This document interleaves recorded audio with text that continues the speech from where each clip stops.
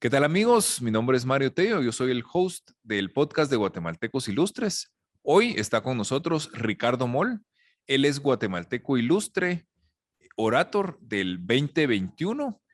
Ricardo es ingeniero en computación del MIT y actualmente es candidato al doctorado. Está haciendo investigación para extraer información de fotografías y video.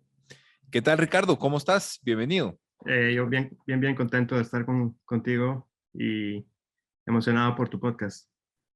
Buenísimo, Ricardo. Pues cuéntanos qué está haciendo hoy, Ricardo. Sé que estás terminando, bueno, ya casi terminando tu doctorado en MIT. Cuéntanos qué es lo que está haciendo Ricardo hoy. El doctorado es yo al menos cuando estaba, hace mucho tiempo, no estaba, cuando era estudiante en Guatemala, no sabía mucho de qué se trataba un doctorado, pero un doctorado es básicamente, acá en Estados Unidos, un doctorado es como tú eres como un aprendiz de un investigador y tú trabajas a tiempo completo eh, tratando de investigar algún tipo de problema. En el caso de computación, generalmente es algún tipo de problema nuevo que no tiene una solución buena en el momento. Por ejemplo, extraer datos, imágenes y video es un proceso difícil y ha ido avanzando, inteligencia artificial ha ido avanzando y al mismo tiempo faltan herramientas para poder hacer esto fácilmente. Entonces, eh, mi área de trabajo es sistemas y el investigador con el que trabajo se dedica a sistemas de datos en general y ya específicamente estoy viendo su problema de datos visuales como imágenes y video. Y lo que uno hace de día a día es uno tiene que buscar problemas, buscar como problemas que sean más manejables, por ejemplo, notar que cierto proceso es bastante costoso. Por ejemplo, encontrar cosas en video es difícil si uno hace que un humano lo haga. Es difícil, pero al mismo tiempo es muy fácil estar grabando video porque las cámaras son cada vez más baratas. El almacenamiento también es bastante barato. Video se genera en videoconferencias, se genera de muchas formas y son datos que ahora son más importantes porque esos datos visuales son útiles para crear aplicaciones, por ejemplo. Bueno, aquí estoy como especulando porque no me dedico a eso, pero ustedes pueden imaginarse gente que trabaja en videoconferencias, posiblemente querría tener sistemas para que resuman lo que pasó en una videoconferencia, ¿verdad? Con un link a cada highlight de la conferencia, de lo que se dijo. Trabajando en esto, tiene que eh, eh, datos, los carros, bastantes cámaras para, por ejemplo, ver lo que está en su entorno, pero para poder realmente reaccionar a su entorno tienen que entender el entorno y para poder aprender a entender el entorno se necesita que mucha gente detrás del telón esté eh, eh, mejorando algoritmos para poder entender realmente qué está pasando en una escena. Y para esto ellos recolectan tantos datos, pero solo usan algunos, ¿no? Y solo algunos son interesantes. Entonces, todo ese tipo de tarea requiere detrás del telón un montón de sistemas y de herramientas para poder hacerse. Y yo lo que noté es que hay como que cierta disparidad en lo fácil que es recolectar esos datos, lo útiles que pueden ser para aplicaciones, pero lo difícil que es realmente usar las herramientas que hay hoy día para poder entenderlos. Entonces, a eso me dedico, a tratar de conectar un poquito mejor las capacidades de los sistemas con las necesidades que hay. Y bueno, día a día lo que yo hago es, digamos, si yo tengo alguna idea, algún problema, trato de validar que es un problema real.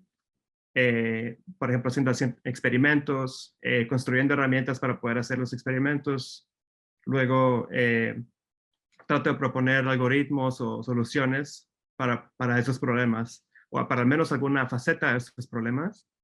Y luego experimentos para poder validar que eh, que las soluciones sí funcionan o para poder entender los límites de las soluciones que uno está proponiendo. Y aparte uno tiene que escribir una publicación al respecto explicando estas cosas. Y a eso se dedica. A eso se dedica un estudiante de doctorado, al menos en mi área. Y según entiendo, muchos estudiantes de doctorado en otras áreas también están haciendo ese tipo de, especialmente en ingeniería y ciencias, trabajan más o menos de esa forma. Ok, digamos, yo me recuerdo que tú me lo explicaste una vez como para parafrasearte un poco la investigación que tú estás haciendo. Yo me Ujú. acuerdo que tú me explicaste y me dijiste, puede haber la cámara de un auto que va a ver un semáforo, ¿no? Entonces, la cámara, pues son 30 cuadros por segundo, digamos, entonces tiene la misma imagen del semáforo. O sea, digamos como que la computadora lee cada cuadro y cada cuadro te dice hay un semáforo, pero solo lee 30 veces. Y si tú estás a 100 metros del semáforo, o sea, te lo va a leer muchas veces hasta que se vaya acercando, ¿no? Entonces, lo que tú estabas trabajando era como un algoritmo que le dijera, bueno, ahora puedes como dejar de leer ese semáforo por tanto tiempo, porque en tanto tiempo te vas a ir acercando al semáforo y poder así como optimizar, digamos, o como ahorrar, digamos, toda esa parte de data em, digamos, como de transmisión de datos para poder hacer más eficiente la lectura del video. ¿Es así? Sí, o sea, eso es como, I guess, eso es bastante concreto y es un trabajo que yo estaba trabajando hace unos 3 años, 4 años tal vez, y Ok. es uno de los trabajos que, como su problema de trabajar con video, y ahí la oportunidad era acabar, lo que veía yo es que redundancia no en video, pero, y entonces ese proyecto se trataba de buscar formas de reducir la redundancia, de alguna forma adaptarlo a los datos que vienen. En el caso que tú mencionaste, ahí está, por ejemplo, el ejemplo del semáforo era un ejemplo de algo que pasa en videos que tú ves que vienen de automóviles. Y pero el sistema que yo estaba trabajando en ese caso, lo que hace es tratar cabalmente de escoger los cuadros que se van a usar sin tener que verlos todos.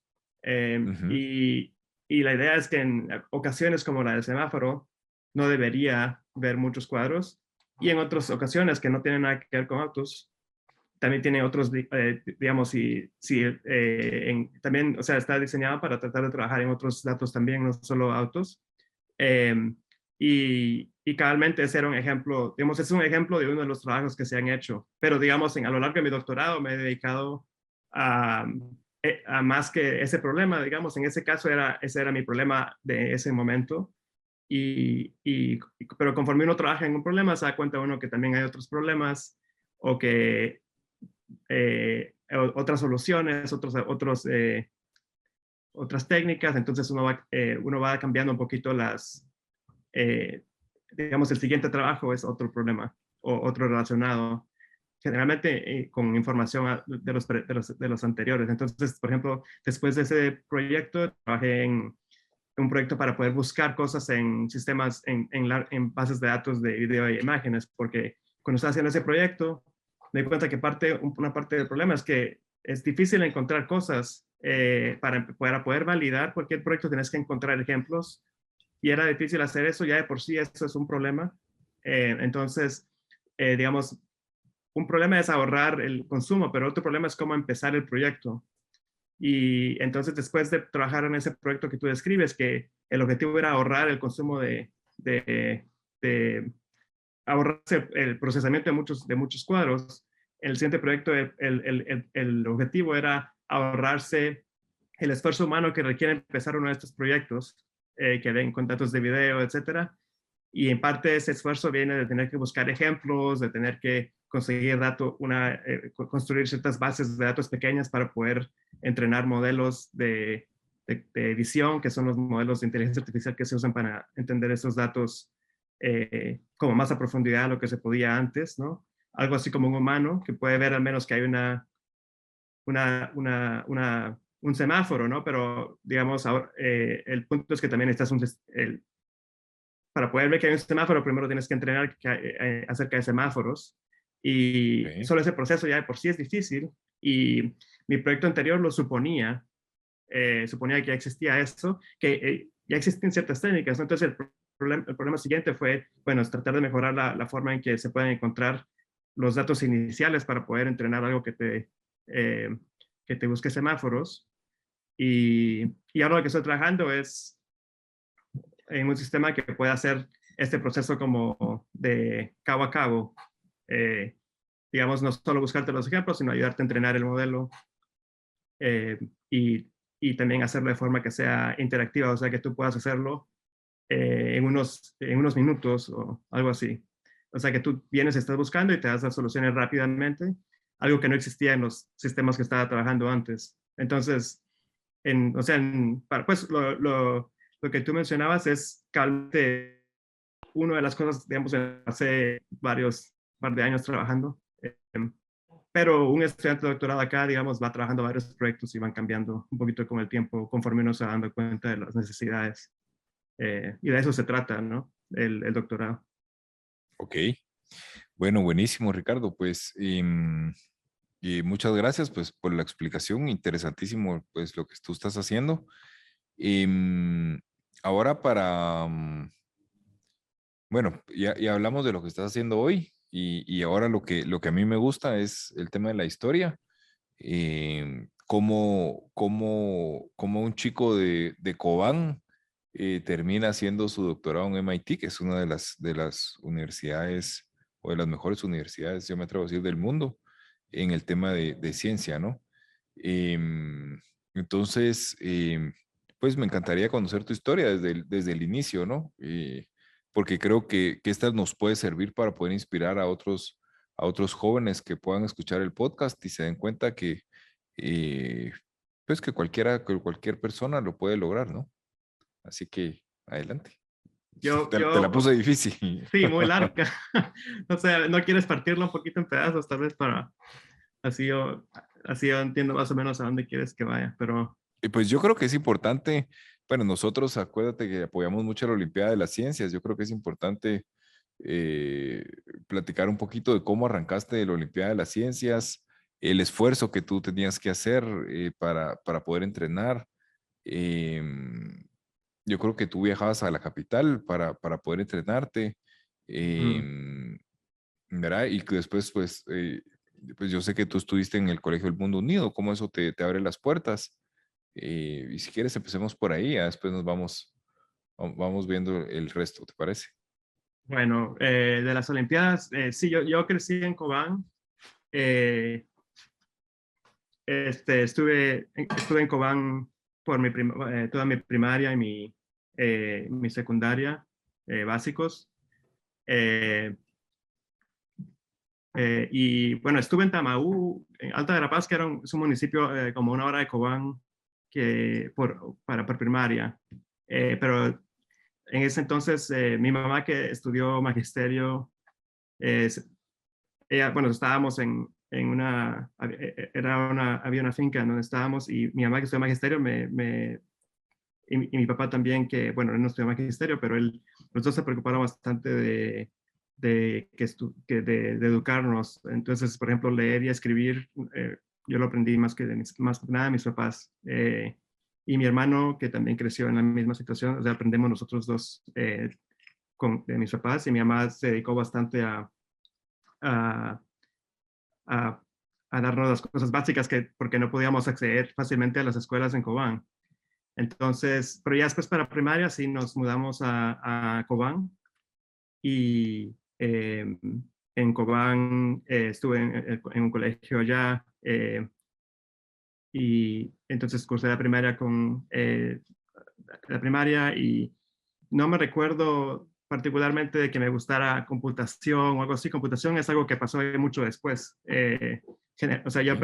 yo cuando estaba en primaria y eso, yo creo que lo que más tenía era curiosidad de muchas cosas. Me gustaba, me recuerdo que me gustaba matemáticas, me gustaba ciencias naturales, pero realmente me gustaban las materias en general, o sea, todas tenían alguna cosa estudios sociales, lenguaje, todo tenía alguna cosa que me interesaba. Eh,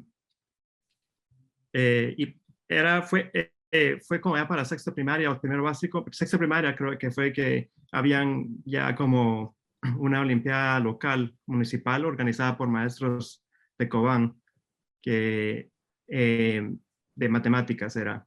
Y como eso era lo que había, entonces, y conocía otros estudiantes del colegio que habían estado en esa olimpiada. Pues me interesó porque sentía que me iba bien en la clase de mate. Ese era al menos el razonamiento en aquel entonces, ¿no? Y participé con varios estudiantes y nos fue bien en el colegio, nos fue, o sea, creo que, no sé si gané primero, creo que fue un primer lugar, no sé, compartido, éramos varios y a todos nos gustaba la matemática, los cuatro que íbamos del colegio, y nuestra maestra nos había preparado, me recuerdo que nos juntábamos los fines de semana con la señora Alma, que era la maestra que teníamos de sexto de primaria, y ella nos trataba de apuntalar un poco. Y entonces, después de haber participado en eso, me quedó más curiosidad de participar en futuras ocasiones. Ya en primero básico, segundo básico, tercero básico, eran las Olimpiadas organizadas por la USAC, ¿verdad? Y también que Ujú, ahora ustedes, que son los que ustedes apoyan ahora, las Olimpiadas Nacionales de Ciencias. sí. Entonces, ya en primero básico, yo ya tenía interés desde antes por sexto primaria, ¿no? Que quería participar en las Olimpiadas y participé en ciencias y en matemáticas. En ese entonces creo que ahora ya no se puede participar en varias, pero en aquel entonces sí No, se ya no. podía. Ujú, Y pues en parte no quería decidir yo qué es lo que me recuerdo que me gustaban las dos cosas, entonces no sentía la necesidad de tener que escoger. Eh, Aunque realmente siempre estaba el tema, ¿no? De si te preparas más en una que en otra, pero no, en ese entonces me interesaba creo más las ciencias naturales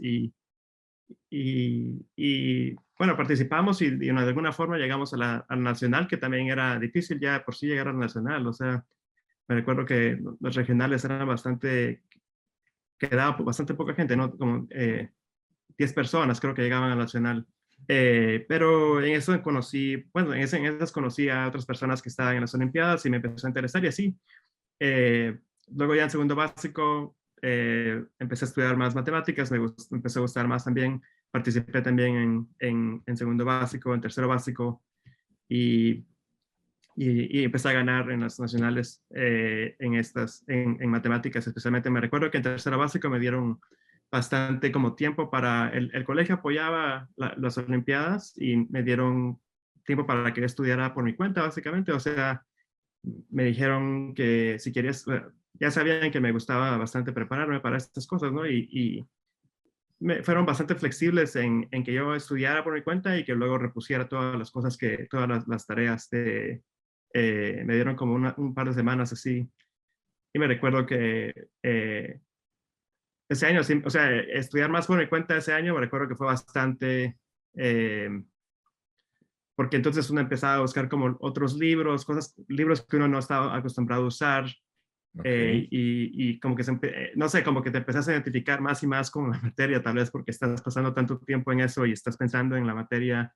Y me recuerdo que también como que no era solo estarme preparando, sino que el libro en sí tenía bonitos ejemplos que no había Ok. visto antes y como que me emocionaba bastante esto, ¿no? Entonces, eh,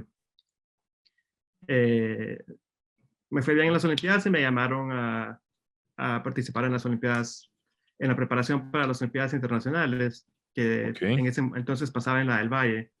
Eh, Ujú, y al mismo tiempo decidí aplicar al bachillerato, al programa de bachillerato avanzado del Colegio Americano, que es un programa ah, que sí. ellos tenían, no sé si aún tienen, creo que ha cambiado un poco, pero la idea es que estaban como 5 becas al año para estudiantes que estaban fuera del americano, ¿no? Que Ujú, para estudiar, sacar los 2 últimos años en el americano y pues, o sea, a un nivel tal vez más alto del que uno podía acceder en su establecimiento. Y aparte, entonces yo decidí mudarme a la capital mis abuelos viven en la capital, entonces me ujú, mudé con ellos eh, para poder entrar al americano, a este programa. Y en el americano, bueno, fue una experiencia muy positiva porque estás con estos otros 25 estudiantes. Me recuerdo que la realidad es que todos estaban muy motivados. Toda la gente, de por sí, tal vez por ser beca y por estar en un establecimiento así, bueno, un lugar muy agradable. Ujú. Y los maestros también creo que eran, bueno, los maestros en todos los establecimientos que estaba, muchos eran muy entusiastas, pero creo que el americano también ellos sabían que estábamos becados y todos los maestros creo que eran eh, muy amables y dedicados con nosotros, ¿no? Ok. Y ese ambiente fue bastante, creo que me gustó bastante y eh, el inglés mejoró bastante también en ese entonces, cuando estaba, porque las clases de inglés sí eran bastante más de lo que había hecho antes. Ok. Eh, y, y resulta que varios alumnos del americanos de mi programa de becas se habían ido antes a los colegios del Mundo Unido. Eh, Ok. entonces, así fue como me enteré de esas otras becas, becas de colegios del Mundo Unido, que son en varios países del mundo y que bueno, ellos las anuncian en los periódicos también, pero también les llegaron a anunciar en persona los exalumnos que se habían ido alguna vez.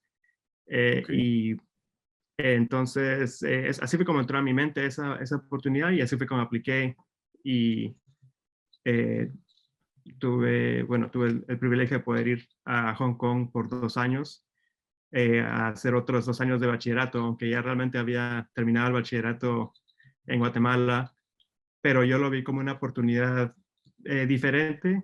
Eh, no sabía realmente qué otras cosas podían pasar después de eso, porque no es, pero parecía como una buena oportunidad para estudiar y para conocer otros lugares. Y sí, estuve un poquito de dudas de ir. La verdad es que en ambas ocasiones de irme a la ciudad, a la capital de Cobán, o también de irme de la capital hacia Hong Kong, en las dos, realmente no fue una decisión obvia para mí en ninguna de las dos. Pero al final, en las dos ocasiones dije, bueno, voy a probar qué tal. Y eh, pues claro, siempre con algo de miedo, ¿verdad? Porque, por ejemplo, en Hong Kong iba a ser en inglés. Las escuelas son bastante, ellos saben que la gente está llegando de fuera y no son estudiantes locales, que el lenguaje es un poquito diferente. Generalmente no, mucha gente llega que no sabe inglés como primer idioma en esas escuelas. Ok.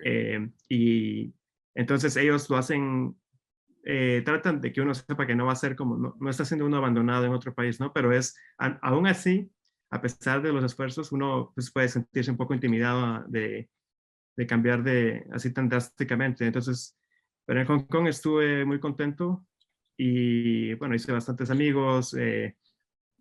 Me recuerdo también, antes de llegar a Hong Kong, por cierto, que eso es bastante importante, es que en Guatemala, cuando estaba en el americano, al mismo tiempo estaba yendo esas clases de matemática, a las Olimpiadas, y en ese círculo habían varias gentes que estaban también, que habían pasado por las Olimpiadas Nacionales, que eran muy apasionadas por matemáticas y que tenían conocimientos mucho más como profundos de lo que yo había hasta ese entonces estudiado, ¿no? Entonces eso fue muy interesante. Los mismos maestros que eran voluntarios, que se dedicaban a preparar esas clases los sábados, el tipo de matemáticas que aprendimos era muy diferente a lo que yo estaba acostumbrado en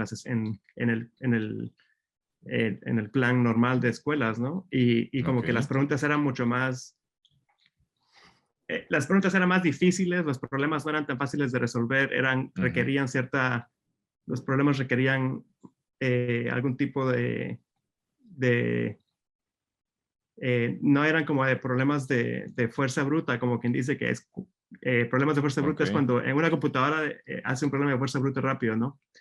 Pero es Ujú. como que probar todas las opciones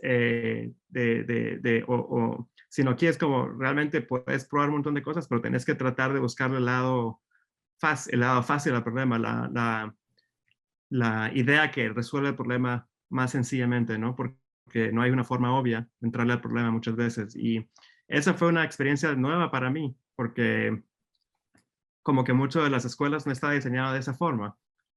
Entonces, mucho del curriculum, creo que en Guatemala dicen pensum, pensum de estudios, Sí. no solo en Guatemala también, no quiero decir que solo allá, pero yo creo que en general muchas veces el pensum de estudios está hecho para que tú vengas y agarras, qué sé yo, el álgebra de Baldor y ahora haces 100 ejercicios del álgebra de Baldor, algo así. Y aunque eso tiene sus méritos, también tiene sus desventajas cuando tienes el problema de que tienes un problema nuevo que no has visto. Ujú.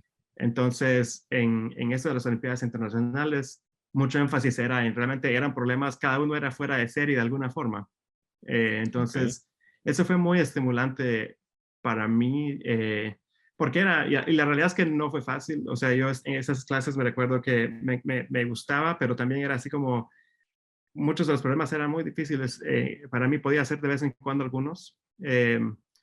Y entonces era un poquito también, me sentía, no sé, un poquito desmotivada hasta ese punto, ¿no? Porque siento que los recursos que teníamos para poder eh, llegar a resolverlos, no sentía que podía hacerlo en el tiempo, o sea, apenas tenía, no sé, un año, ¿no? Para poder, pero entonces aprendí las dos cosas, ¿no? Que o sea, hay problemas muy interesantes, pero al mismo tiempo Ujú. son difíciles. O sea, no todo, como que si uno está acostumbrado a que todo le salga a la primera, entonces es más choqueante cuando uno prueba ese tipo de experiencia. Y entonces, pero me preparó bien para después, digamos, estar acostumbrada a que los problemas no salen a la primera. Y luego en Hong Kong, por ejemplo, me fue muy bien y entonces conseguí de Hong Kong aplicar al MIT. Y los profesores Sí, de Hong esa Kong era me cabal mi apoyaron. siguiente pregunta, cabal. ¿Cómo habías pasado de Hong Kong a MIT? Sí, cabal, digamos, en parte en Hong Kong las clases tenían un nivel más alto, pero también ciertas experiencias como las Olimpiadas habían hecho que, eh, digamos, especialmente, bueno, no sé cómo sean ahora las Olimpiadas, especialmente estas clases de los sábados que les mencionaba, Ujú. creo que me prepararon para poder afrontar problemas más difíciles y entonces, incluso estando en Hong Kong, uno podía, me fue bastante bien. Entonces, digamos, los profesores en esas escuelas, mucha gente cada año bueno, la gente tiene un montón de oportunidades después porque las escuelas son bastante conocidas y la gente, por ejemplo, que quiere estudiar, la gente tiene todo tipo de intereses, ¿no? No solo científicos, no es una escuela solo para áreas científicas, pero sí, digamos, los profesores conocen diferentes escuelas, saben lo que se requiere para aplicar a las diferentes escuelas como MIT, como otras, no solo en Estados Unidos, también en otros lugares. Eh, también la gente, y también han visto gente que se ha ido antes a estas escuelas, entonces ellos pueden ver, las escuelas mismas ya saben, digamos, que cuando las universidades, por ejemplo, saben, digamos, de estas escuelas un poco y saben eh, el currículum que se lleva en estas escuelas y digamos entonces es más sencillo la aplicación, creo yo. No es que sea más fácil la aplicación, pero es, digamos, los profesores, me recuerdo que un profesor me dijo, usted aplique a estas escuelas o sea, y la vamos a apoyar o sea, a ellos no solo a mí, sino a todos los estudiantes les apoyan para que apliquen a las escuelas, pero sentir ese apoyo fue bastante importante para mí, porque si no es como uno ve estos nombres como MIT, Harvard, y la verdad es que si uno no conoce bien en detalle cómo es el proceso, uno tal vez sentirá, bueno, eso no sé para quién será, pues tal vez pero estando en Hong Kong, para empezar, uno ya estaba viviendo y estudiando en inglés y eso ya quitó cierta barrera mental, ¿no?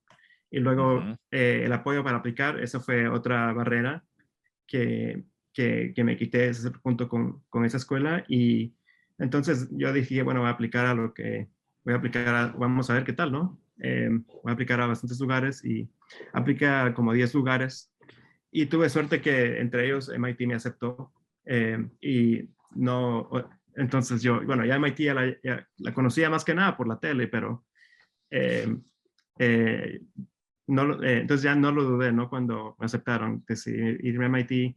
Pensé, en ese tiempo lo que más me apasionaba era la matemática por mis experiencias en las Olimpiadas y en la capital cuando estaba en las Olimpiadas internacionales.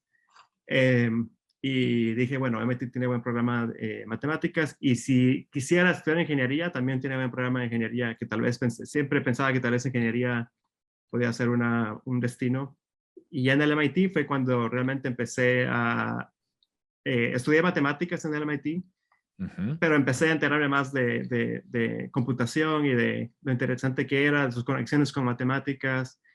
Era más por eso que empecé a estudiar computación, pero ya después mi decisión de estar más en computación fue por el nivel por las oportunidades que hay en computación. Hay muchas oportunidades acá profesionales de investigación que tienen que ver con computación de alguna forma. Yo sentía que en muchos casos, incluso digamos, si uno no estaba interesado en computación, que mi impresión de computación era o sea, no me interesaba tanto. Ok. Me gustaba la idea de los algoritmos, por ejemplo, porque los algoritmos existen desde antes que existieran computadoras, ¿no? Incluso en Ujú. matemáticas me recuerdo que hablábamos de algoritmos que los griegos inventaron, algoritmos que son, pero en computación toman esta idea y la llevan a un como nivel más alto de lo que, o sea, un nivel que no existía. Y entonces yo, bueno, eso era muy atractivo para mí. eh, bueno, tenía amigos que estudiaban computación y aparte, eh, había cosas que eran como emocionantes de computación, que era, por ejemplo, si tú entiendes un poco de matemáticas, entonces con una computadora tú puedes implementarlas de una forma práctica. Entonces te puedes hacer Ok. que tú, si tienes algún tipo si te gusta la matemática, por ejemplo, entonces ciertos problemas de computación tienen un poquito del mismo como sabor que tienen ciertos problemas de matemática. Ok. Y entonces sentí como que compatibilidad de la forma de pensar. Sentiste eh, que había cierta similaridad, digamos, entre uno y otro. Sí, la similaridad tal vez al inicio especialmente, porque yo creo que sí hay diferencias, o sea, hay unas diferencias grandes, especialmente entre más aplicado se vuelve una computación, se Ok. empieza a dejar un poquito de matemáticas, pero al menos al inicio eso fue lo que me interesaba. Y la realidad es que mucha gente que llega a computación llega por todo tipo de razones. Hay gente que tal Ujú. vez le gustaban los videojuegos, ¿no? Claro. Entonces hay gente que llega a computación porque, pues yo, de la gente que he conocido, hay gente que llega por matemáticas, pero no ese es el camino, ese solo fue mi camino, pero mucha gente llega porque, por ejemplo, les gustaba programar páginas web de alguna forma, Ujú. tuvieron algún tipo de exposición a eso. Otros les gustaba, de alguna forma tuvieron algún contacto con computación y así llegaron, ¿no? En mi caso fue matemáticas, pero y la gravedad, o sea, la atracción fue también por las oportunidades que hay. Y, digamos, en muchos laboratorios del MIT, una cosa que notaba era que aunque fueran laboratorios de, de cosas que no tienen nada que ver con computación, por ejemplo, habían laboratorios como de economía, laboratorios del departamento de neurociencia, del departamento de ingeniería civil. De todos modos, todos requerían como Algo de algo de computación. computación para poder Ujú. hacer las cosas. Ellos contrataban para el verano gente para que hiciera investigación con ellos, Ujú. pero lo que más necesitaban realmente era computación. No era un poquito menos importante si realmente si habías tomado tales y tales clases con ellos. Ok. Entonces, eso o sea, después de varios, no, eso no fue inmediato, pero lo noté, ¿no? Y entonces decidí estudiar computación más de lleno. eh, Ok. y, y Y así es, fue, bueno, sí, eso te iba a decir, digamos, terminas MIT y eso también te lleva a trabajar a Amazon, ¿no? Después, digamos, estudias y sales como ingeniero en computación y después esto te lleva a poder trabajar en Amazon, ¿correcto? sí, después de estudiar computación en MIT, quería, bueno, habían oportunidades de trabajar en bastantes de estas compañías y me interesó trabajar en Amazon porque en aquel entonces me interesaba la infraestructura más, es lo que había estudiado primero en computación como Ok. infraestructura y entonces como que eh, Amazon en ese entonces, bueno, todavía es Amazon Web Services, es como es un negocio de infraestructura que Amazon tiene, que lo usan otras compañías para poder construir sus infraestructuras internas. O sea, los clientes son otras compañías. Y en aquel Ujú. entonces ya empezaba, era el 2012 o algo así, la gente ya empezaba a oírse bastante de Amazon en ese espacio. Eh, Y entonces me interesó trabajar en ese departamento, el departamento de servicios web, eh, porque ellos construían infraestructura como bases de datos, como servicios de ese tipo para, para cualquier otra, para un montón de otras compañías que uno, por ejemplo, Netflix, varias compañías que uno sabe, que uno conoce, varias marcas conocidas, están construidas sobre Amazon. Por ejemplo, Ok. bastantes estudios de juegos, así. Entonces, por eso me fui para Amazon, pensando en empezar mi carrera en ese campo. Y estuve en un equipo bien interesante que estaba desarrollando un sistema nuevo de bases de datos, que la ventaja que tenía Amazon en eso es que Amazon conoce la infraestructura que tiene, sabe que ahora las bases de datos son un programa, un tipo de programa que se usa para poder leer y escribir datos, y Ujú. son mucho mejores que usar archivos. Digamos, solo para explicar al público en general de qué se trata esto, porque no sé, realmente una base de datos Posiblemente es sí. algo así como, una base de datos es algo así como tú vienes y lo puedes ver como una tabla de Excel, pero la idea es que digamos, una tabla de Excel, pero está hecha para máquinas. Entonces, una base de datos, digamos, tienes que manejar información para cualquier cosa. Si tienes que escribir, por ejemplo, el nombre y la dirección de alguien, una base de datos te hace esto como una hoja de Excel, pero te permite escribir millones de estas cosas, también borrarlas o modificarlas, millones, o sea, digamos una base de datos en una máquina te puedes, unos 100,000 cambios por segundo, así, ¿no? Entonces, Ok. cualquier negocio que tiene que hacer pagos, que tiene que hacer, en donde tú tienes que crear tu cuenta, todo eso está en una base de datos. Y aparte las bases de datos no solo te permiten hacer eso, sino que digamos, digamos a diferencia de un archivo de Excel, una base de datos te permite, por ejemplo, que aunque se vaya la luz, aunque se arruine la computadora, si te ayuda a que no pierdas tus datos, que es súper clave para cualquier cosa que esté en el mundo real, ¿no? O sea, si tú tienes si tú no puedes ser tan susceptible a que una máquina se arruine, que un disco se arruine, si no tienes, todo esto lo maneja una base de datos a partir de tener bastantes copias, de reparar las cosas cuando se arruinan, etcétera. Entonces, técnicamente es bien interesante. Ok. Cosas que los algoritmos que se han desarrollado para poder hacer que esto funcione sin tener que un desarrollador lo tenga que pensar mucho, es súper interesante. Y Amazon estaba trabajando en una base de datos nueva que estaba diseñada para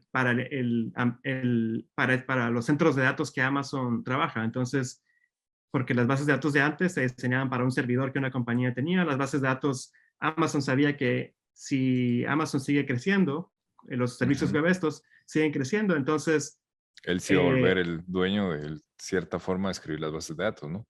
sí, y también sabían que la forma que tú escribes una nueva base de datos para ese tipo de, de ambiente, que no sé cómo se Ujú. dirá en español, pero de ambiente, ese tipo de Ujú. ambiente es diferente al que tiene una compañía que tiene su propia máquina, sino en este ambiente las máquinas son infinitas. Entonces, a veces tiene más sentido que varias máquinas trabajen juntas en hacer algo, si es solo algo rápido para un cliente, y las máquinas son compartidas con otros clientes, ¿no? O sea, las máquinas no tienen un cliente, un dueño específico a nivel de base de datos, al menos.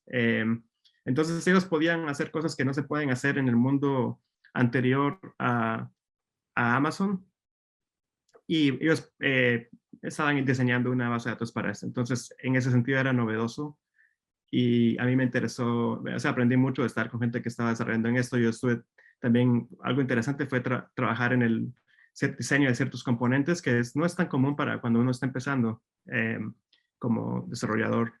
Ok. Y aparte uno interactúa con ingenieros que tenían mucha experiencia en estos sistemas, y es algo donde uno aprende un montón de otros ingenieros, cuando uno está con ingenieros más veteranos que han visto cómo funcionan por ejemplo, había gente que había trabajado para Microsoft y había diseñado componentes para el SQL Server de Microsoft, que es como el programa de ellos, que generación anterior de bases de datos, que todavía es un programa, todavía es muy, muy bueno y muy conocido, ¿no? Pero había gente que había diseñado parte de eso y estaba diseñando esta nueva herramienta en Amazon. Y yo creo que eso fue, en el mundo de bases de datos, digamos, estos nombres son más conocidos, pero mi punto es que como que si uno sabe de estas, un poquito de la historia de estos programas, es bien interesante poder trabajar lado a lado con gente que ha visto cómo funciona de tal lugar, de tal lugar. Es algo así como que te dicen, estás trabajando estudiando mecánica, trabajas con alguien que diseñó el motor de algún tipo de carro famoso, ¿no?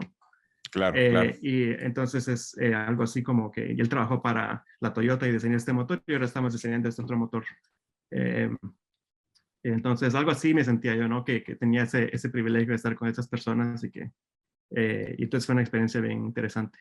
Ok. Eh, Bueno, buenísimo. Bueno, después de acá, pues pasas y estás estudiando el PhD en el que estás actualmente. Em, y bueno, que eso, pues ya hablamos un poquito al principio de todo lo que tú estás haciendo y todo lo que estás trabajando o la investigación que tú estás haciendo actualmente, ¿no? Em, pues ya para ir cerrando, porque ya vamos llegando al tiempo, o ya estamos casi sobre el tiempo. em, digamos, algún consejo o algo que te gustaría darle a las personas que nos están escuchando. Esperamos que nos escuchen jóvenes también. em, o algo que que te gustaría decirles. pues cada quien, no sé, su situación es diferente, ¿verdad? Pero para mí yo siento que parte de lo que me ha ayudado a poder lograr las experiencias que he tenido es que he aprendido mucho de la gente a mi alrededor y cuando uno hace eso, entonces muchas oportunidades, uno no se da cuenta de que hay siempre más oportunidades que se pueden aparecer. Tal vez como adulto es más común entender esto, pero digamos, yo tuve muchas dudas acerca de si salir de Cobán a estudiar el bachillerato en Guatemala. Y en parte el problema es que yo no podía decir con exactitud qué es lo que iba a hacer, qué es lo que iba a ser mejor de irme a la capital, o cuando estaba en la capital no sabía con exactitud qué es lo que iba a ser mejor de irme a Hong Kong. Ahora, cuando estuve en Hong Kong, no tuve este problema ya, porque yo creo que ya lo había pasado varias veces, pero la cuestión es, yo hubiera podido decidir no salir en esas oportunidades y hubiera sido yo creo que, o sea, siempre hay otras oportunidades, entonces no es el fin del mundo, pero siento que a veces parte de lo que hace que una experiencia sea valiosa es la gente que uno conoce, en parte porque la gente está ser un grupo de gente apasionada por ciertas cosas. Por ejemplo, en las clases de matemática en la capital hubiera sido difícil ir si yo estaba en los departamentos y muchas de esas personas me inspiraron mucho, ¿no? Por ejemplo, Pedro Morales, que ahora me recuerdo que siempre yo le explicara las cosas, que él había estado en las clases antes y él sabía bastante más de estos temas y, digamos, es difícil conocer gente así si uno siempre está en el mismo lugar. Entonces, no digo que, sí, bueno, hay lugares que tienen mucha gente muy bien, pero siempre es bueno conocer gente que tenga como pasiones y entonces estar con gente la que uno puede aprender bastante es algo que pasa cuando uno por ejemplo, si algunas becas, participar en cosas así, las becas, por ejemplo, traen gente junta que son bastante apasionados.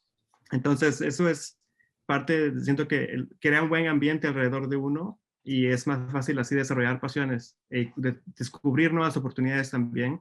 Digamos, el proceso de descubrir las oportunidades no estoy seguro, yo aprendí de esto, por ejemplo, de la beca en Hong Kong, estando en el colegio americano, Ok. y luego en Hong Kong, en parte del proceso para aprender, para ir a la MIT. Entonces, como que ciertas cosas van ayudando a las otras. Como que Y una es consecuencia de la otra, podríamos decir. sí, van como amarrando, van Ujú, creando puentes que no existían y a veces eso no lo puede ver desde antes uno. Entonces, a veces hay que ujú. como que dar un poquito esos saltos y también, pues, si uno puede hacerlo intencionalmente, juntarse, digamos, si te gusta el ajedrez, busca gente ¿por qué no buscar Claro otra que gente que puede. le guste? Si te gustan las Ujú, matemáticas, te gusta programar, hacerlo más como intencionalmente que tal vez dejarlo mucho a la suerte. Pues, o ok, sea, entonces eso creo que es parte eh, de lo que yo diría que tal vez puede ayudar. eh, ok. Bueno, buenísimo, Ricardo. Pues de verdad te agradezco mucho por tu tiempo. Como siempre, la historia interesante. Esperemos que podamos inspirar a muchos chicos. Un cobanero que está haciendo trabajo de investigación en MIT, creo que deberíamos y poder inspirar a otros jóvenes del país. Así que, pues de verdad te agradezco muchísimo. Te mandamos un fuerte abrazo y esperamos seguir en comunicación contigo. Muchas gracias, Mario. Siempre a la orden y ojalá nos veamos este año. Ojalá que podamos viajar este año. Va, Bueno, pues, pues un abrazo, que estés muy bien. adiós. Chao.